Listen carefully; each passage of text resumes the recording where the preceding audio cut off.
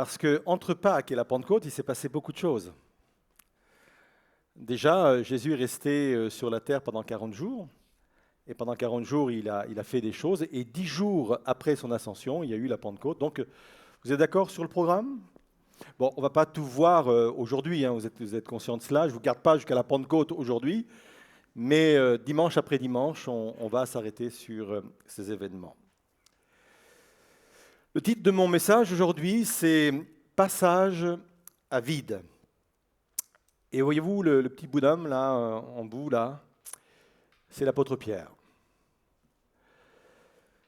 Tout au moins, on peut imaginer que c'est l'apôtre Pierre. Ça fait référence à l'un des passages les plus difficiles de sa vie. L'apôtre Pierre a vraiment connu un véritable passage à vide. Ça a débuté le jour où il a nié à 3 reprises connaître Jésus. Vous connaissez tous le contexte. On venait d'arrêter Jésus, il était être amené devant les autorités pour être jugé, pour être crucifié. Lui le suit un peu de loin, et puis à un moment donné, on le reconnaît. Et puis il dit non, moi je ne connais pas cet homme. Une deuxième fois, non, je ne connais pas. Et une troisième fois, je ne connais pas. Et le coq chante, on connaît cette histoire. Un passage à vide qui va donc commencer à cet instant pour finir à l'histoire que nous allons voir aujourd'hui et la semaine prochaine, puisque le message que nous allons partager aujourd'hui est en 2 temps, aujourd'hui et dimanche prochain. Passage à vide. On va faire une remise en contexte. Quand on va rencontrer Pierre à l'endroit où il est aujourd'hui, ça se passe après la résurrection. Jésus est déjà apparu à plusieurs et il est apparu également aux disciples à 2 reprises. Et quand Jésus est apparu aux disciples, Pierre était présent. Mais rien ne change. On aurait pu croire que le fait que Pierre voit Jésus ressuscité l'aurait boosté, l'aurait changé, l'aurait transformé. Mais malgré cela, il est toujours dans ce passage à vide. Et l'apothéose, c'est ce que nous allons voir maintenant dans Jean 21, verset 3. Donc c'est après la résurrection. Jésus leur donne rendez-vous en Galilée. Et il est dit ceci. Simon-Pierre leur dit, il dit aux 6 autres disciples, « Je m'en vais pêcher. » Ils lui disent, « Nous allons aussi avec toi. » Ils sortirent et montèrent dans la barque, mais cette nuit-là, ils ne prirent rien. Quand Pierre est en train de dire à ses amis, je vais pêcher, il ne parle pas de la pêche récréative. Il n'est pas en train de dire, on va se faire une bonne partie de pêche entre copains. Non, le texte original est sans ambiguïté. Il retourne à son ancien métier. Il retourne à sa vie d'avant, là où le Seigneur l'avait appelé. Le Seigneur l'avait appelé dans sa barque, il a vécu même la première pêche miraculeuse. C'est là que le Seigneur l'a appelé et il retourne à cela. Il retourne à sa vie d'avant. Ça donne l'impression de quelqu'un qui est en train de raccrocher ses rêves. Ça donne l'impression de quelqu'un qui dit « la fête est terminée ». On remballe tout, on retire la décoration, on retire les tables, c'est fini. Ça donne l'impression que les 3 années exceptionnelles qu'il vient de vivre en présence de son maître Jésus, on a l'impression que tout cela part en fumée. Où sont les enseignements à couper le souffle qu'il a entendu pendant ces 3 années ? Où sont les miracles extraordinaires dont il a été témoin? Où sont les miracles auxquels lui-même a participé? Parce que la Bible nous dit qu'à un moment donné, Jésus les a envoyés 2 par 2, les 12 disciples, 2 par 2, pour accomplir eux aussi le ministère, les miracles. Et là, du coup, dans ce passage à vide, on a l'impression que tout cela est parti en fumée.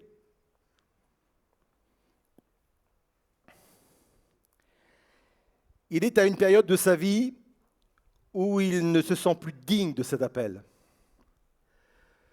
où il se sent carrément inutile, où il nourrit même un sentiment d'échec. Même dans cette nouvelle vie qu'il essaie de reconstruire en retournant à son ancien métier, rien ne va non plus. Il a passé toute la nuit, on l'a lu ensemble, sans rien prendre. Même son ancien métier vers lequel il retourne, ça ne marche pas. C'est un passage à vide.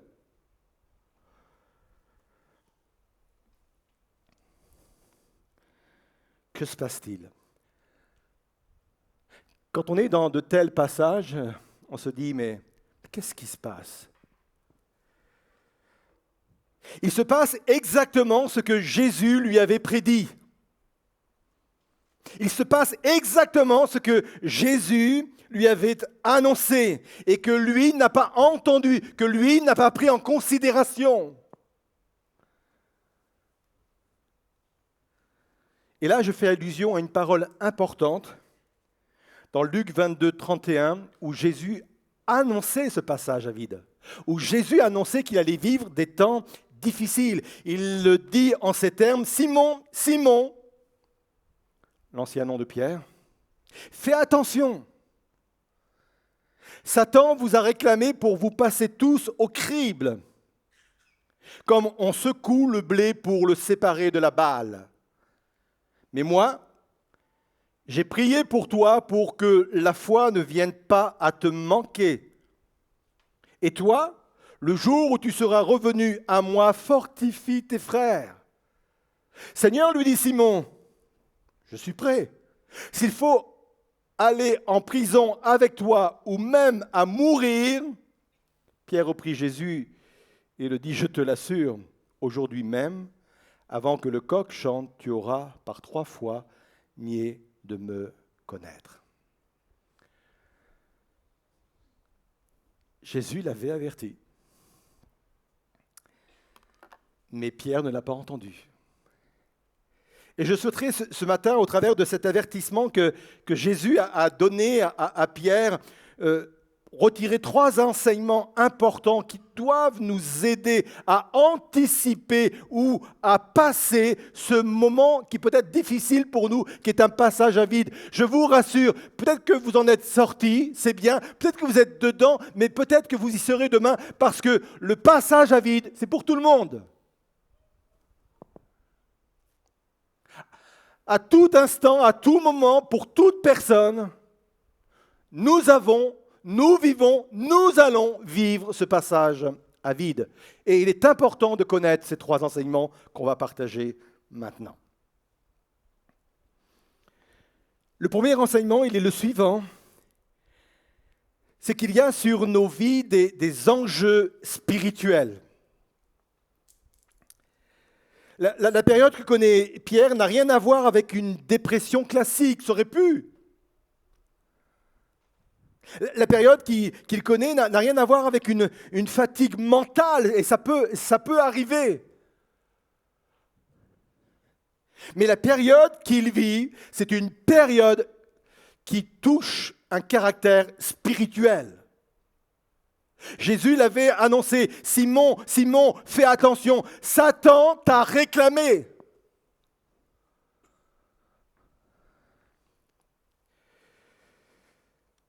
Il y a des choses qui nous arrivent qui sont purement d'ordre rationnel. Moi, j'aime bien l'équilibre. La santé, ça peut être juste un problème médical, et rien d'autre. Il ne faut pas chercher d'autres choses qu'il pourrait y avoir derrière. Ça peut toucher le travail, et ça peut être simplement conjoncturel, on peut connaître des conflits, ça peut être aussi uniquement parce qu'on n'a pas bien géré nos relations. C'est très factuel, c'est très rationnel. Et j'en conviens, la vie est faite de ces moments, de ces instants purement rationnels. Mais parfois, les attaques que nous vivons sont purement spirituelles.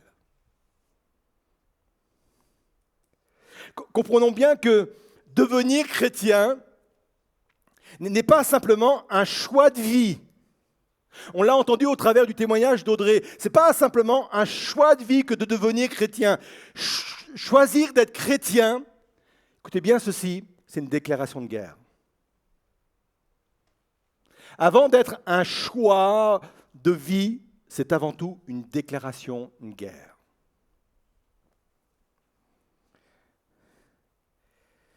Il faut être conscient de cela. Quand je m'engage, quand je fais un effort, quand je suis sur un chemin de progression, quand je prends de nouveaux engagements, c'est une déclaration de guerre à l'adversaire de nos âmes. Il faut vraiment être conscient de cela. C'est l'apôtre Paul qui le disait, qui l'enseignait à l'église de Corinthe dans la deuxième épître au chapitre 2 et verset 11. Il dit ceci: « Afin de ne pas laisser Satan prendre l'avantage sur nous. Nous connaissons en effet fort bien ses intentions. » On est conscient de ce qu'il est capable de faire. On sait que certaines choses qui nous arrivent, c'est d'ordre spirituel. Très souvent, dans ce domaine, nous sommes confrontés à deux écueils majeurs. Soit nous portons une attention excessive à ces choses, aux choses spirituelles, et on voit le diable partout.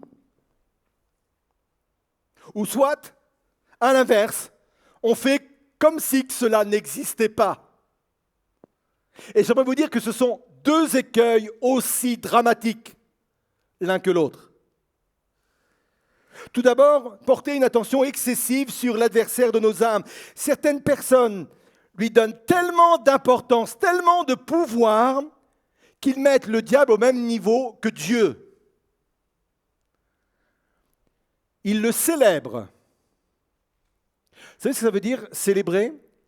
Ça veut dire rendre célèbre. Et quand on parle sans cesse de quelqu'un et qu'on parle, on n'a que lui à la bouche, même si c'est pour décrire des mauvaises choses, on le rend célèbre, on le célèbre.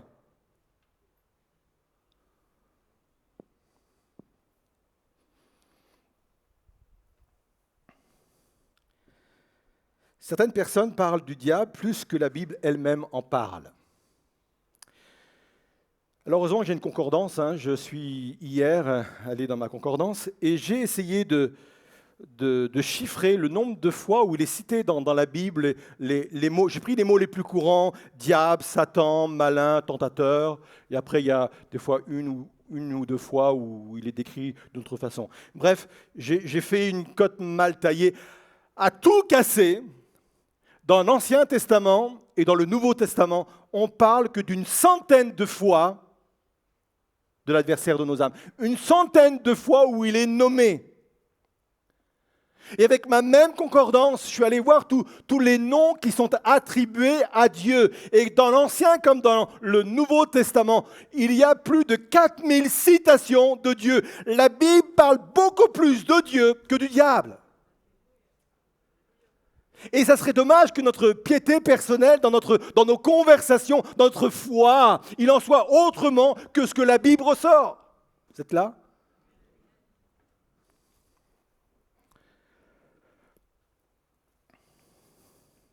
Je lisais un article il y a quelque temps, ce n'est pas dans un journal chrétien et ce n'est pas fait par un chrétien, mais ça m'a interpellé. C'est quelqu'un qui fait des recherches, qui parle de l'histoire et de l'histoire de la religion également.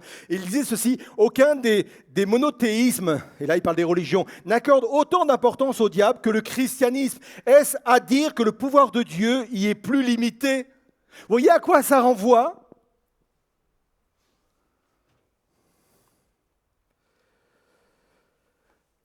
Le diable n'est pas partout, même s'il a un effet où ses effets sont nombreux. Alors ça, c'est un positionnement qui est extrémiste. Mais il y en a un autre de l'autre côté qui est aussi extrémiste. C'est l'ignorer et faire comme si que ça n'existait pas.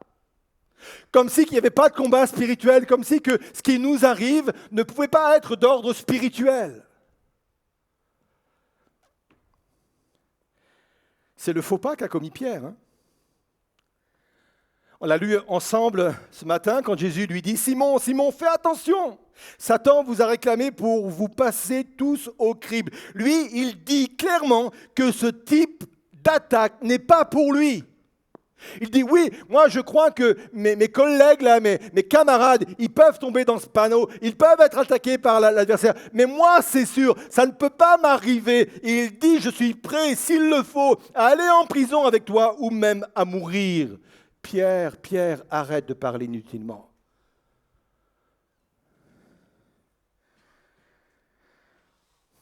C'est vraiment important de rétablir l'équilibre. Et vous avez compris, hein, la vérité, l'équilibre se trouve entre les deux positions. C'est tellement important. Le déséquilibre est un espace de jeu que vous donnez à l'adversaire de vos âmes. C'est là où il prospère, où ses activités prospèrent, où il vient vous déstabiliser. C'est pour ça que c'est important d'être équilibré dans sa foi et être équilibré dans ce que nous venons de partager.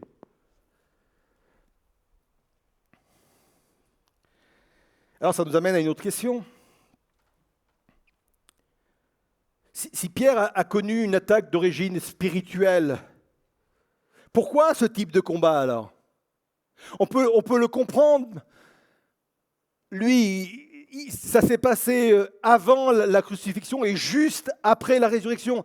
Mais pour nous, pourquoi sommes-nous confrontés à ce type d'attaque ? N'ont-ils pas cessé avec la victoire de Jésus sur la croix ?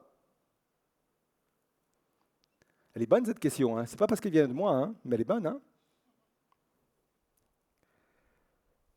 La Bible ne dit-elle pas que Jésus a vaincu l'adversaire de nos âmes ? Colossiens 2, verset 15. C'est ainsi que Dieu a désarmé les autorités et pouvoirs spirituels. Il les a donnés publiquement en spectacle en les amenant comme prisonniers dans le cortège triomphal de son Fils. C'est clair. Éphésiens 1, versets 21 et 22. Le Christ y est placé au-dessus de toute autorité, de tout pouvoir, de toute puissance, de toute domination et de tout autre titre qui puisse être cité non seulement dans ce monde-ci, mais aussi dans le monde à venir. Dieu a mis toutes choses sous les pieds du Christ. Ouais, mais j'entends et j'aime proclamer ces paroles. Et en même temps, il est dit dans Éphésiens 6, verset 12, car nous n'avons pas à lutter contre des êtres humains, mais contre les puissances spirituelles mauvaises du monde céleste, les autorités, les pouvoirs et les maîtres de ce monde obscur. D'un côté, tu dis, Dieu, que voilà, tu as remporté une victoire, tu es au-dessus vraiment de tous les ennemis de nos âmes, tu es au-dessus de toute autorité. De l'autre côté, tu dis que nous, on va continuer à être attaqués. Mais explique-nous, Jésus, j'ai besoin de comprendre, ne serait-ce que pour m'équilibrer dans cette démarche-là et dans ce combat spirituel, j'ai besoin de comprendre.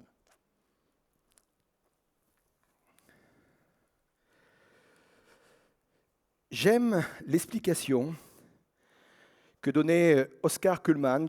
Oscar Cullmann, c'était un professeur du Nouveau Testament dans les années 30.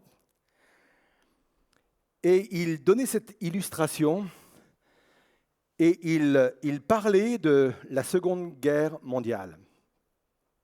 Il disait, il y a deux choses qu'il ne faut pas confondre lors de la dernière guerre mondiale. 1, le jour J. 2, le jour V. Ce sont deux dates dans notre calendrier différentes. On va faire un petit rappel des dates, ça va être bientôt en plus, on le sait. Le 6 juin 1944, le jour J, le débarquement sur les belles et magnifiques plages de Normandie. Ouais, je suis normand. Je suis chrétien avant, mais juste après, je suis normand.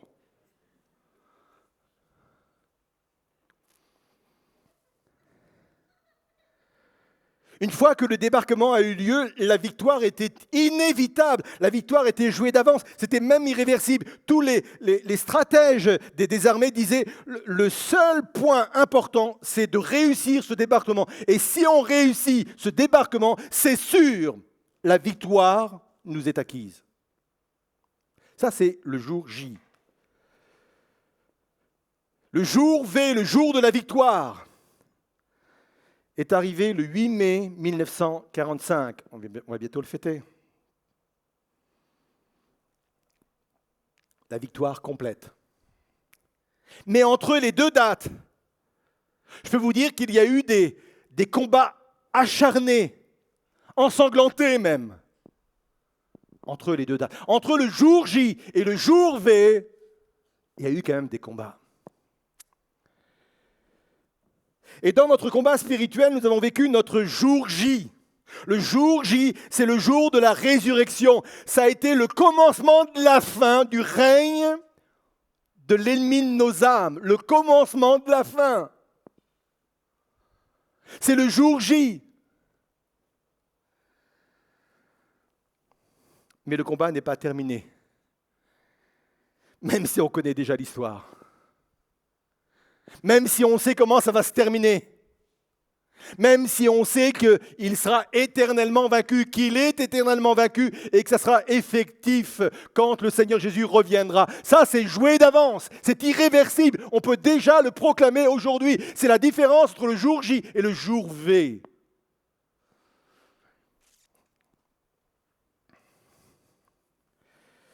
Ça, c'est le premier enseignement que Jésus nous donne au travers de cet avertissement qu'il dit à Pierre, qu'il y a des enjeux spirituels pour les raisons que je viens d'expliquer sur nos vies. Deuxième enseignement, c'est que Dieu ne cherche pas mon confort, mais ma croissance. On va bousculer un petit peu certaines choses là. On revient à Luc 22, 32. « Mais moi, j'ai prié pour toi, pour que la foi ne vienne pas à te manquer. » Remarquez bien ce qui est dit. Jésus ne dit pas « j'ai prié pour toi pour que tu ne sois pas éprouvé ». Hein. Il ne dit pas « je vais prier pour toi pour que tu ne sois pas criblé ». Il prie pour que sa foi ne vienne pas à manquer. Pour une simple raison, c'est que Dieu ne cherche pas mon confort, mais Dieu cherche ma croissance. Dieu cherche à solidifier ma foi. Dieu cherche à me développer dans mon caractère spirituel. Dieu cherche, j'aime cette expression, à me donner de l'épaisseur, humainement parlant, spirituellement parlant. Et quand on est bousculé un peu dans notre confort, on ne comprend pas parce qu'on pense que c'est une promesse que Dieu nous a faite. J'aimerais vous dire que Dieu ne nous a jamais promis une vie de confort. Et Jésus a toujours été clair sur le sujet. Il n'y a pas de tromperie sur la marchandise. Un jour, un scribe est venu le voir et lui a dit « Maître, je te suivrai partout où tu iras. »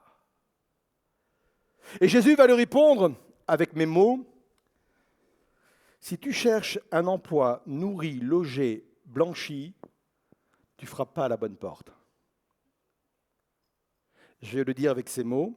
Jésus lui répondit, « Les renards ont des tanières et les oiseaux ont des nids, mais le Fils de l'homme n'a pas un endroit où il puisse se coucher et se reposer. » Jésus n'a jamais prêché un évangile de confort. Même s'il est capable de nous bénir sur tous les plans, physiquement, matériellement, financièrement, il est capable vraiment de nous bénir, mais il ne nous a jamais promis un évangile de confort. L'évangile de confort, c'est l'ennemi de nos âmes qui le prêche. Souvenez-vous quand Jésus a été tenté dans le désert, la dernière tentation, la Bible nous dit que le diable va l'emmener sur une montagne très élevée. Il va lui faire voir tous les royaumes. Et le diable va lui dire, écoute, je te donne tout cela. Je te donne la puissance, les royaumes, le règne. Et écoute bien, tu n'as même pas besoin de passer par la croix. Je te donne cela assis dans un fauteuil. Tu n'as pas besoin de supporter des inconforts de ton appel, de ton ministère. Tu as juste à te prosterner devant moi et à m'adorer. Et là, tu auras un évangile confortable. Et parfois, j'ai l'impression qu'on reçoit le message de l'évangile de cette façon-là. Et il y a même une façon de l'annoncer de cette façon-là.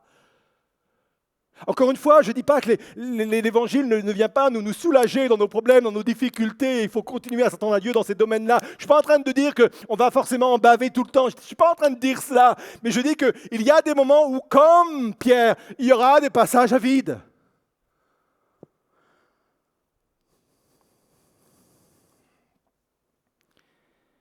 L'épreuve a toujours un but. C'est pour ça que Dieu ne cherche pas mon confort en premier, mais ma croissance. Il y a toujours un but. Il ne faut pas chercher le pourquoi des épreuves en un seul mot, mais il faut chercher le pourquoi des épreuves en deux mots. Pourquoi? Pour quelle raison? Cherchez l'enseignement qu'il y a dans l'épreuve, dans le passage à vide. Il y a forcément une raison, parce qu'il y a un but que Dieu a établi déjà pour mon bien, pour ma croissance, pour mon développement.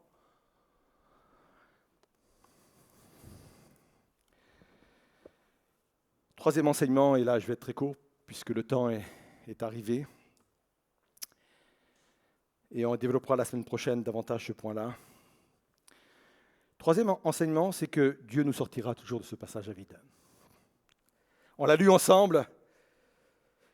Et toi, le jour où tu seras revenu à moi, tu fortifieras, tu encourageras tes frères. Dommage que Pierre n'a pas écouté ce message-là. Lui, il était dans son arrogance, il était dans sa suffisance. Mais non, moi, ça ne peut pas m'arriver ce genre de choses. Pourtant, Dieu lui avait tout dit. Tout le programme lui avait été dévoilé. Et lui, il n'a pas écouté cela. Dieu lui avait dit, Jésus lui avait dit, mais un jour, tu reviendras vers moi. Un jour, tu vas sortir de ce passage à vide. Je te l'assure, un jour, ça va arriver. Et c'est ça mon espérance. Et c'est ça ma force. Et c'est sur cette parole et cette réalité que doit reposer ou que doit s'appuyer ma foi. 1 Corinthiens 10, verset 13 dit ceci, j'ai choisi la version Semeur. D'ailleurs, Dieu est fidèle, il ne permettra pas que vous soyez tentés au-delà de vos forces au moment de la tentation, au moment où il est entré dans ce passage à vide, à ce moment-là, il prépare le moyen d'en sortir pour que vous puissiez y résister. La sortie est déjà faite, la sortie est déjà imaginée, elle est déjà préparée au moment où il rentre à l'intérieur de ce passage difficile. Et ça peut être pour quelqu'un une parole vraiment d'encouragement. Peut-être que vous êtes dedans là. Hein. Vous êtes dans le dur, comme on dit. C'est compliqué, c'est difficile, il faut se battre. Ça peut être sur le plan spirituel, sur le plan de la famille, du travail, de la santé, je ne sais. Dieu a déjà prévu la sortie. Il a déjà prévu la sortie. Alors je vais conclure. Je vous invite à vous lever à votre place. Et on va rester quelques instants dans le recueillement. On poursuivra sur le même sujet, sur le même texte. Je parle du texte de la pêche où Pierre est retourné avec ses amis pêcher. On reviendra sur cela la semaine prochaine. Mais déjà d'emblée, on veut recevoir cette parole. Peut-être qu'à l'image de ce que nous avons partagé, je suis en mesure ce matin peut-être d'analyser mieux ce qui m'arrive. Peut-être que je n'avais pas compris cette dimension spirituelle, cet enjeu spirituel qu'il y avait aussi sur ma vie, sur mon appel, sur mon ministère. Et j'ai besoin de le réaliser par le Saint-Esprit. J'ai besoin de réaliser. J'ai besoin d'avoir une révélation pure, d'avoir une révélation claire. Je veux être équilibré, je veux être ce serviteur équilibré. Peut-être que j'ai besoin de me souvenir de ce que le Seigneur m'avait averti dans les jours en arrière. Peut-être que j'avais reçu déjà une parole, peut-être que j'avais déjà reçu un verset précis où Dieu me disait et je n'ai pas prêté attention à tout cela. Je crois au ministère du Saint-Esprit qui vient me rappeler ces paroles que j'ai pu recevoir ou ces interpellations que j'ai pu entendre. Mais quelle que soit ma situation aujourd'hui, je veux dire au Seigneur Jésus, me voici devant toi. Si je suis dans ce passage à vide, je me fortifie dans cette réalité que tu as déjà remporté la victoire et que tu as préparé pour moi une porte de sortie. Que ce qui est le plus important, ce n'est pas mon inconfort ou mon confort, mais ce qui est important, c'est ma croissance spirituelle. C'est le développement de ma foi, le développement de mon caractère, c'est le développement des dons, des appels que tu as mis sur ma vie, Seigneur. C'est ça le plus important. Si tout va bien pour moi aujourd'hui, je veux déjà garder cela dans mon âme sans avoir un esprit de crainte, de tremblement, mais dire Seigneur, je veux être sensible.